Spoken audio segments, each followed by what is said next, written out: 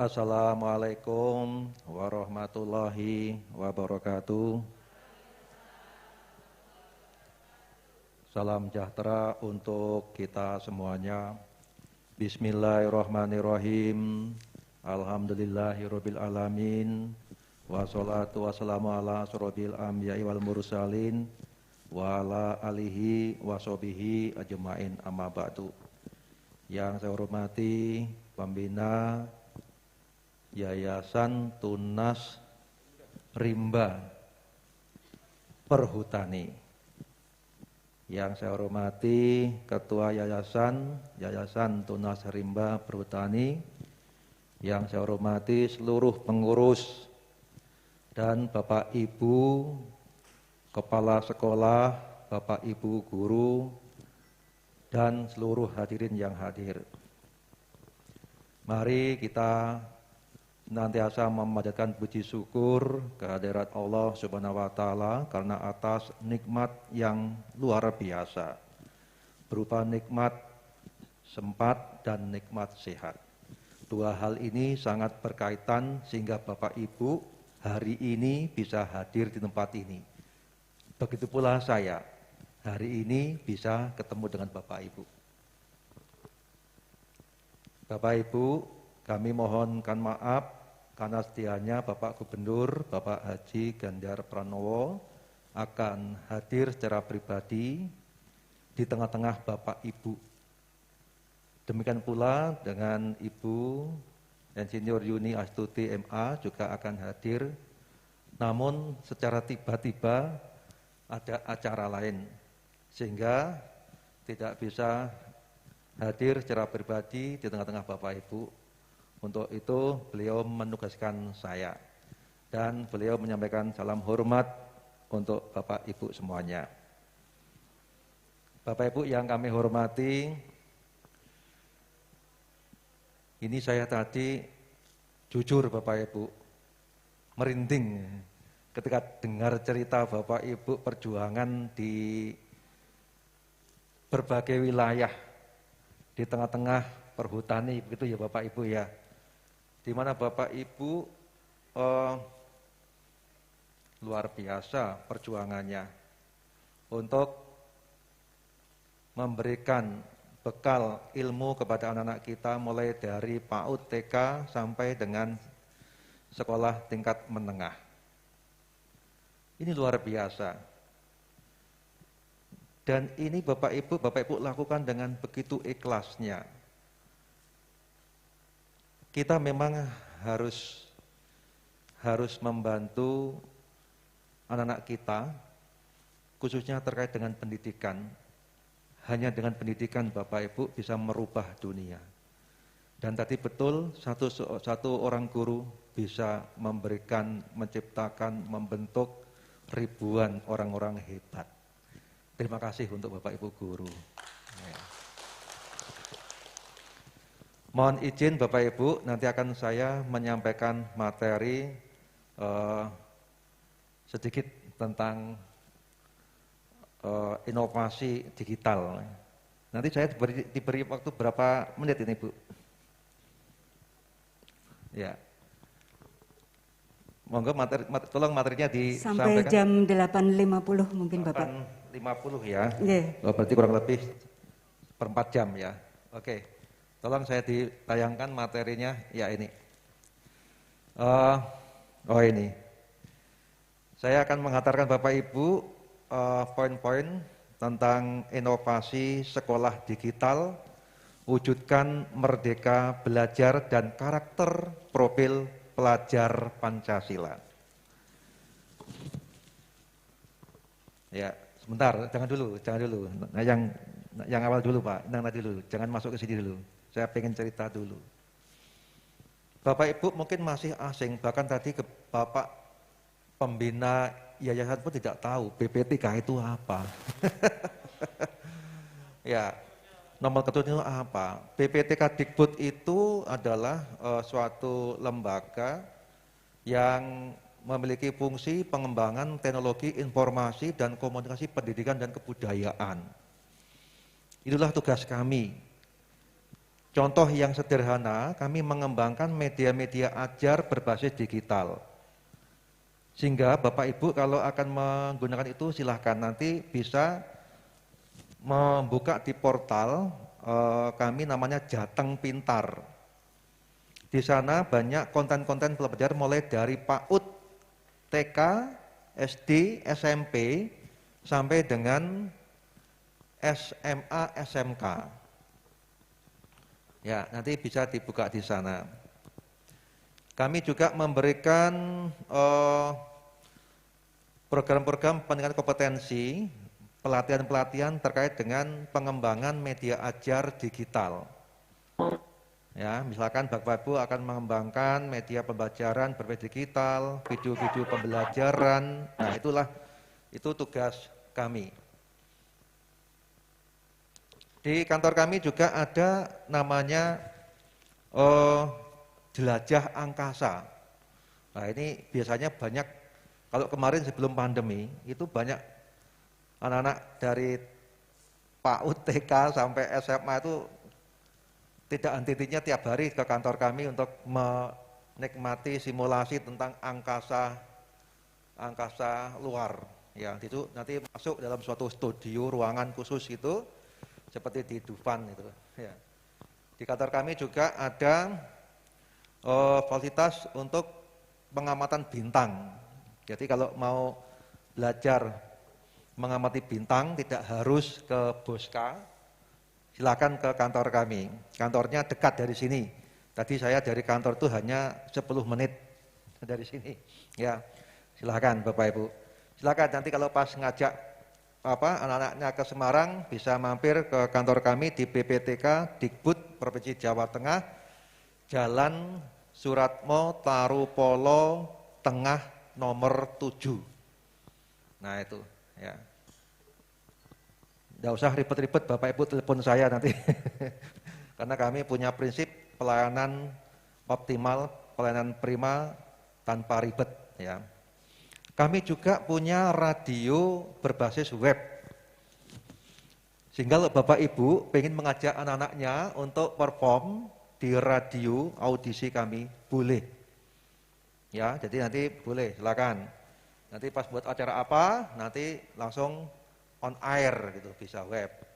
Kami juga punya fasilitas namanya podcast video podcast. Itu untuk mengeksplor inspirasi atau inspirator. Jadi mereka-mereka anak-anak yang punya talent atau apa, kami undang atau mereka nanti ke kami, lalu kami buat semacam talk show seperti itu ya. Nanti di YouTube ya. Bapak Ibu bisa melihat di YouTube kami di BPTK Dikbud Prov Jateng, itu juga sudah lengkap. Ini Bapak Ibu sekedar gambaran kantor kami, dan kami siap melayani Bapak Ibu terkait dengan pengembangan media ajar berbasis TIK. Ya, jujur Bapak Ibu, saya tuh kalau ketemu dengan Bapak Ibu tuh senangnya bukan main itu. Ya. Kemarin baru saja saya diminta untuk mentoring kepala sekolah sampai ketua sekolah tinggi di Pekalongan itu ya. Nah, karena mereka juga pengen terkait dengan teknologi ini bagaimana. Dan hari ini saya juga, ini Allah memberikan saya kesempatan lagi ketemu dengan orang-orang hebat, Bapak Ibu Guru, kepala sekolah di lingkungan Yayasan Tunas Rimba Perhutani. Tepuk tangan untuk kita semuanya. Ya. Ya. Bapak Ibu, saya itu dulu juga guru seperti Bapak Ibu. Ya. Sebenarnya saya itu dulu Pak Budi, maaf. Saya dulu bercita-cita pengen jadi seorang insinyur seperti Bapak. Saya sempat kuliah di pertanian dan saya sempat ikut menanam kopi di Banaran tahun 83. Jadi saya masih ingat itu ya. Tapi kemudian saya merangkap sekolah kuliah di IKIP, ternyata yang tetap lulus cepat lulus yang di IKIP, Pak. Akhirnya yang di insinyurnya saya tinggal karena saya harus bekerja gitu ya. Ya kalau dulu kan gitu. Saya dulu kuliah double itu ya. Ya, inilah jalan saya. Dan alhamdulillah saya sekarang juga ketemu dengan Bapak Ibu. Bapak Ibu, terkait dengan inovasi sekolah digital, wujudkan merdeka belajar dan karakter profil pelajar Pancasila. Ini harus kita ketahui bersama. Sekarang ini pemerintah ini memberikan kebijakan namanya merdeka belajar yang endingnya nanti harus menuju karakter profil pelajar Pancasila. Mau tidak mau, suka nggak suka, Bapak Ibu harus paham tentang ini. Ya, apa itu merdeka belajar, lalu bagaimana nanti menuju goalnya membentuk karakter profil pelajar Pancasila. Ya, ya, next, next, Pak. Ya, tantangan Bapak Ibu, tantangan pendidikan di masa pandemi sekarang, seperti Bapak Ibu ketahui, sejak bulan Maret tahun 2020 ya, kita ini dilanda pandemi.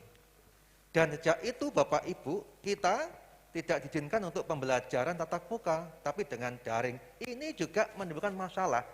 Yang semula pembelajaran tatap muka menjadi pembelajaran daring atau pembelajaran jarak jauh.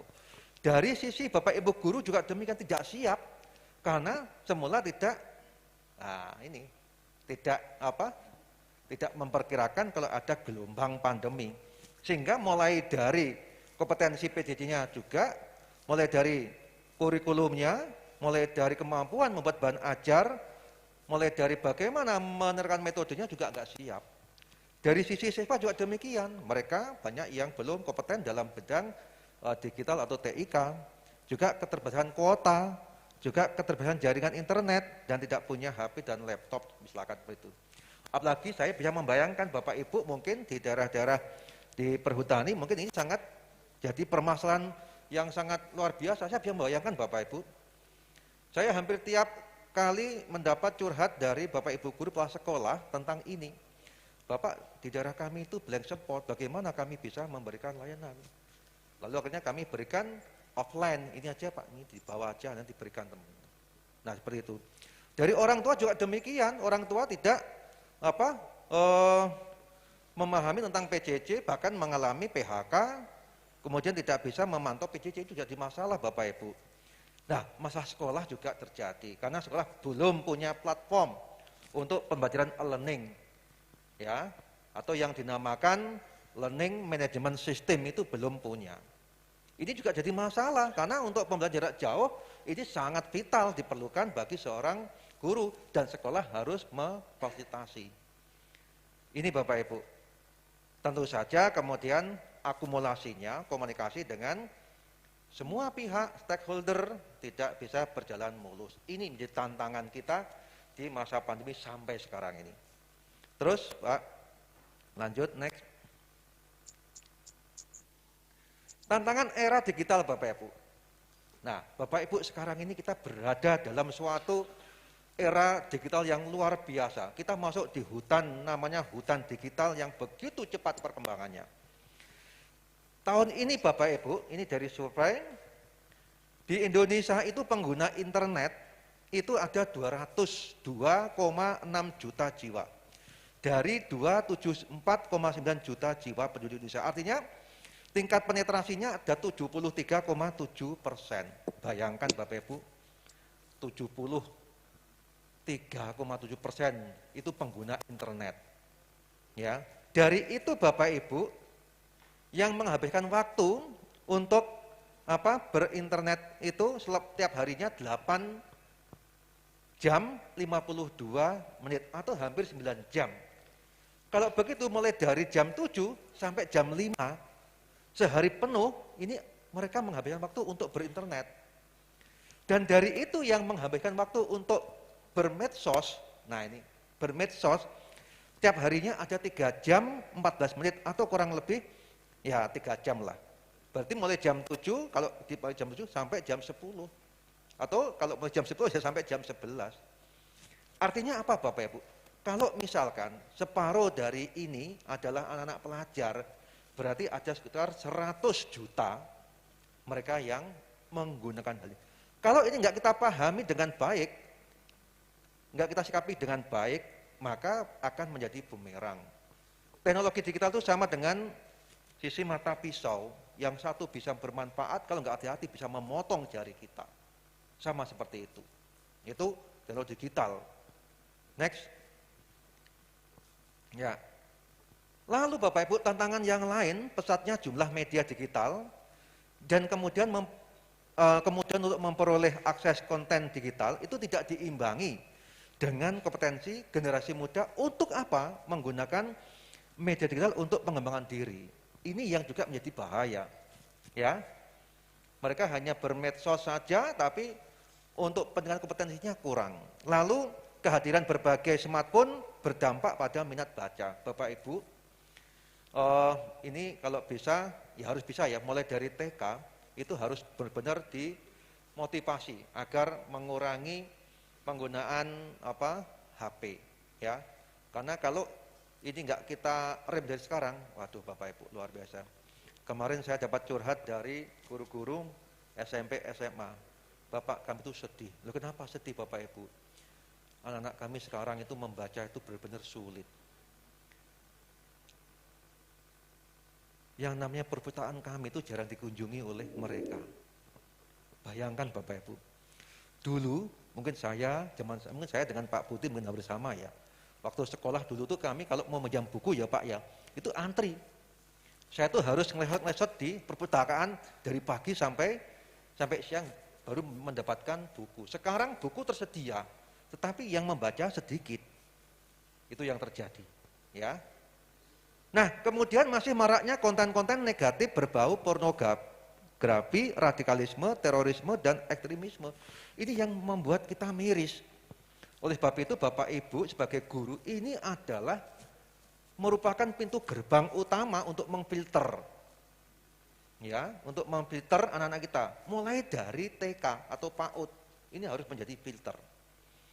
Jangan dikira mereka tidak bisa buka-buka loh Bapak Ibu, bayangkan, anak-anak sekarang itu, anak-anak ponakan saya itu, yang anak-anak TK itu udah pinter, ya, ponakan saya itu belum bisa nulis, tapi kalau mau ngirim pesan itu pakai suara, ya.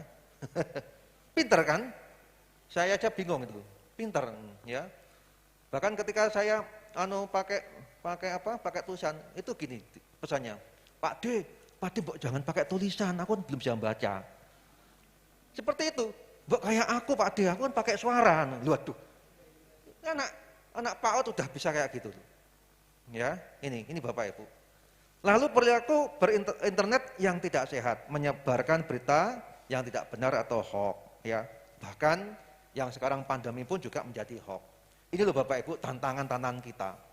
Makanya Bapak Ibu ketika tadi Bapak Ibu saya dapat cerita Bapak Ibu dari mana-mana tersebar dan sekarang di sini untuk workshop terkait dengan pendidikan mutu pendidikan yang berbasis digital. Saya tuh luar biasa.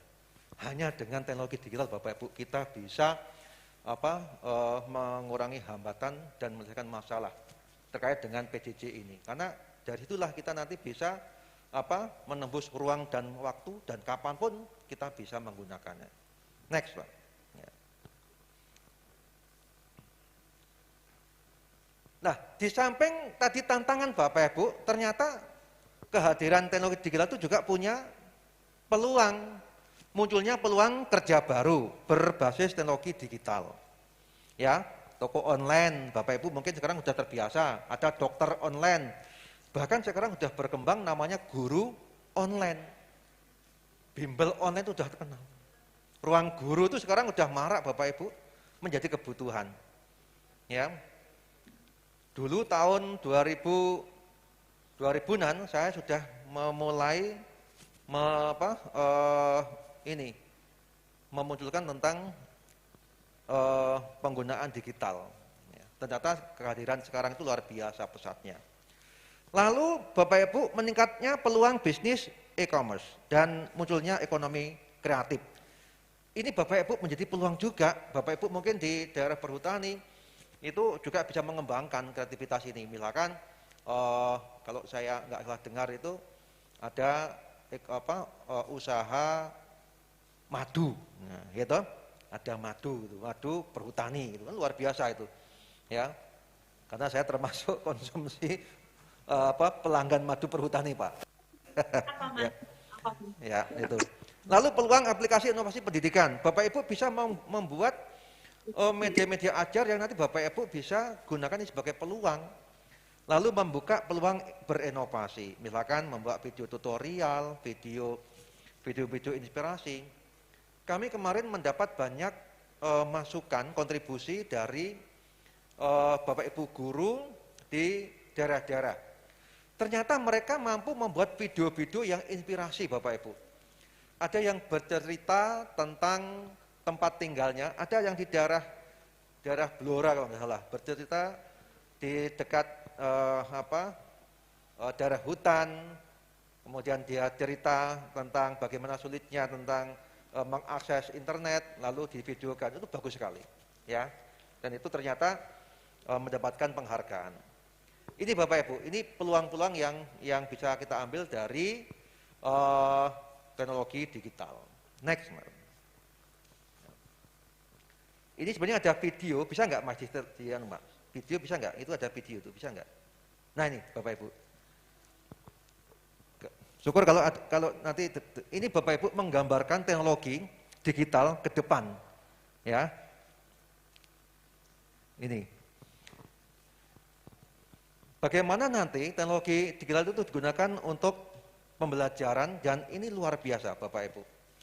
Bapak Ibu nanti yang namanya laptop, kemudian yang namanya komputer itu tidak dibutuhkan. Ini hanya sekeping kayak apa tuh? Kayak apa namanya itu? Ya, iya, iya itu. Dia kemudian mengandung berbagai konten yang luar biasa. Ini virtual kayak gitu Bapak Ibu. Ya, jika nanti ke depan ini kita nggak perlu membawa laptop, nggak perlu membawa komputer, cukup satu kecil kayak kaca itu, ya. Belajar benar-benar real, ya. Nah ini yang dinamakan, ya. Nah bagaimana dia belajar tentang kimia, kalkulus, ya. Ini pembelajaran yang terintegrasi. Nggak butuh kabel-kabel Bapak Ibu, langsung di mejanya saja, nanti digeser saja muncul. Nah ini dia belajar tentang kimia itu, ya. Bagaimana? Seperti luar biasa. Ini gambaran ke depan tentang perkembangan teknologi. Nah, ya. Di sini juga bisa pembelajaran ini kalkulus, ya. Bagaimana belajar tentang kalkulus, ya. Itu dulu paling sulit ya Pak ya, paling sulit, yang saya juga paling sulit, tapi alhamdulillah saya dapat A. Dapat A. Mohon maaf Bapak Siswanto, ya. Waktu masih 5 menit lagi. Iya, terima kasih. Ini gambaran Bapak Ibu bahwa kita ini adalah tantangan. Teknologi digital itu memang sangat penting untuk kita, ya, sangat penting. Untuk pembelajaran juga sangat penting. Bagaimana ke depan ini menjadi teknologi yang bisa kita pakai, ya. Oke lah, ini sekarang kita belum bisa, tapi gambarannya ke sana, ya, gambarannya ke sana. Bagaimana nanti anak-anak kita ini juga bisa menggunakan teknologi ini untuk mengupgrade, mengupdate ilmunya, ya, sehingga mereka juga tidak ketinggalan, ya. Dengan cara teknologi ini Bapak Ibu, dimanapun Bapak Ibu berada, ya, dimanapun Bapak Ibu berada, baik itu di tempat yang jauh dari kota, itu tidak ada masalah. Kapanpun juga demikian. Oke, next Mas, langsung Mas. Next. Terus ini sudah tadi. Terus next. Nah ini. Lah, lalu bagaimana Bapak Ibu sekolah mencermati ini? Nah ini. Maka perlu namanya inovasi sekolah digital. Nah itu loh Bapak Ibu, ya. Kita Bapak Ibu perlu membangun namanya sistem aplikasi yang ada di sekolah, ya, yang untuk pembelajaran atau untuk pengelolaan administrasi. Kalau itu untuk pengelolaan administrasi namanya School Management System atau SMS. Kalau nanti itu kita gunakan untuk pembelajaran namanya Learning Management System. Itu, ya. Lalu adanya program-program pelatihan pemanfaatan teknologi digital bagi guru dan teknik. Nah, seperti sekarang ini Bapak Ibu masuk di sini. Ini luar biasa ini, ya, dari perkebunan ini di samping memiliki yayasan untuk pembinaan pendidikan juga memberikan pelatihan. Ini luar biasa menurut saya. Ya. Lalu guru-guru harus mampu mengembangkan dan memanfaatkan konten-konten digital. Untuk apa? untuk inovasi pembelajaran, mulai dari videonya, media ajar digitalnya, kuis, e-modul, dan terusnya. Dan sekolah harus menyediakan jaringan internet, konten-konten digital dan peralatan digital untuk mendukung pembelajaran berbasis digital dan daring. Sekolah harus memfasilitasi guru dalam mengembangkan strategi pembelajaran inovasi dan memperkuat kecakapan abad 21. Lalu adanya program sosialisasi dan pembinaan kepada pendidik dalam menggunakan konten digital di media massa. Bapak Ibu, saya bisa menyadari ketika Bapak Ibu mendengar istilah LMS, SMS atau Learning Management System atau School Management System, itu tidak mudah. Tapi Bapak Ibu bukan berarti nggak bisa. Kemarin saya baru saja memberikan pelatihan, maksudnya lembaga kami, hampir 2.000 guru kepala sekolah untuk menggunakan namanya akun belajar. Bapak Ibu sudah kagungan akun belajar.id belum? Belum ya? Belum ada ya? Yang ada SD? Oke. Yang TK belum ada ya? TK sudah ada? Setahu saya, Bapak Ibu kalau sudah masuk di Dapodik itu mendapatkan akun belajar.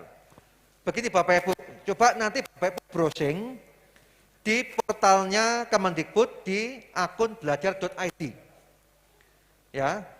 Di situ nanti Bapak Ibu akan mendapatkan yang namanya free access. Luar biasa, unlimited. Bapak Ibu nanti akan bisa mengelola sebuah kelas maya. Bapak Ibu bisa membuat kelas maya, bisa kemudian membuat penugasan, bisa mengupload materi tanpa sepeser pun membayar. Free Pak Budi. Free. Ini iman-iman kalau nggak digunakan. Ini banyak yang belum tahu. Ya, Bapak Ibu bisa nanti mengembangkan media-media ajar menggunakan namanya Google Slide. Bapak Ibu bisa membuat kolaborasi, membuat tulisan materi namanya dengan Google Doc. Bapak Ibu bisa mendesain library digital atau perpustakaan digital namanya menggunakan Google Sheet. Bapak Ibu bisa membuat rencana kegiatan namanya menggunakan Google Calendar. Bapak Ibu bisa mengumpulkan semua tugas-tugas dalam bentuk cloud atau maya menggunakan namanya Google Drive. Kalau itu akan digunakan bersama namanya Google Group Drive. Masih banyak lagi. Bapak Ibu bisa menggunakan namanya papan tulis interaktif namanya Google Jamboard. Banyak lagi Pak. Ini eman-eman kok nggak digunakan. Ya, eman-eman. Ya. Kalau nanti ini pengen Bapak Ibu latihan ini, kami siap membantu Pak, Bu, Pak Putih, Ibu, Bu Ketua Yayasan. Monggo nanti kami diberitahu aja. Ini nanti daring, kami siap ya. Nanti daring, nanti kami akan siap memberi pelatihan tentang akun belajar.id ini. Gratis. Gratis, ya. Kok nggak ada yang tepuk tangan ya? Akan kami berikan gratis, ya. Termasuk nanti bagaimana membuat media ajar. Nanti silakan nanti Pak, Ibu. Nanti kalau akan ada pelatihan itu, nanti kami diberitahu saja. Nanti waktunya itu nanti secara daring, ya. Ya. Dan informasi ini Bapak Ibu bisa manfaatkan sebaik mungkin. Sekali lagi di portal kami namanya Jateng Pintar, itu lengkap Bapak Ibu, ada konten-konten digital yang bisa Bapak Ibu gunakan untuk pembelajaran mulai dari PAUD sampai di SMA, artinya PAUD, TK, SD, SMP, SMA, SMK. Kami sudah memproduksi ribuan konten-konten yang bisa Bapak Ibu gunakan, termasuk kami juga memfasilitasi pelatihan untuk pemanfaatan TIK untuk pembelajaran, ya. Meski kami tusinya itu untuk level SMA, SMK, SLB, tetapi ya kami tetap melayani sampai dari PAUD, karena memang Pak Gubernur selalu minta bahwa kita melayani seluruh warga Jawa Tengah terkait dengan pemanfaatan TIK. Begitu Bapak Ibu yang kami sampaikan, mohon maaf karena kalau ini saya sampaikan ini 3 jam. Ya tapi itu udah hal-hal yang sangat intinya. Begitu Bapak Ibu, terima kasih atas kebersamaan kita dan saya doakan Bapak Ibu tetap sehat, ya. Kemudian tetap bisa memberikan layanan kepada anak-anak di berbagai daerah yang tadi sudah disebutkan, dan saya merasa bangga karena saya berada di tengah-tengah Bapak Ibu yang punya dedikasi yang bagus, dedikasi yang tinggi untuk ikut mencerdaskan bangsa.